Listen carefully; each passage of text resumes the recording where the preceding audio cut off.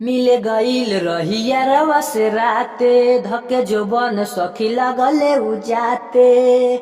हो मिले गईल रहिया रवा से राते धके जो बन सखी लगले उजाते। भइल सखी का हम बताई दर्द ऐसन न मिले दवाई रहे उसो कर रे सटा के सखी मरले बा ओ पर रे सुखल बा हमार को पर रे सटा के सखी मरले बा ओ पर रे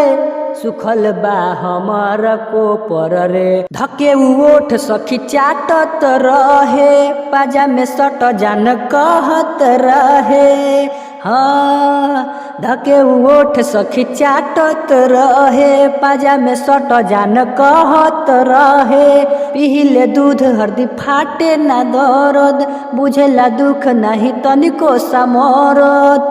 तकेला हो पर रे सटा के सखी मरले बाहे पर रे सुखल बाटेला हंगा के को पर रे सटा के सखी मरले बाहे पर रे सुखल बाटेला हंगा के को पर रे। रत्ने से यादव बार बारे बेसरम राम बाबू राइटर के फेरा में रहम रत्ने से यादव बार बारे बेसरम राम बाबू राइटर के फेरा में रहम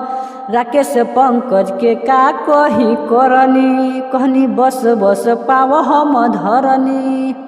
ताकेला हो पर रे सटा के सखी मरले बहे पर रे सुखल बाटेला हंगा के को पर रे सटा के सखी मरले बहे पर रे सुखल बाटेला हंगा के को पर रे।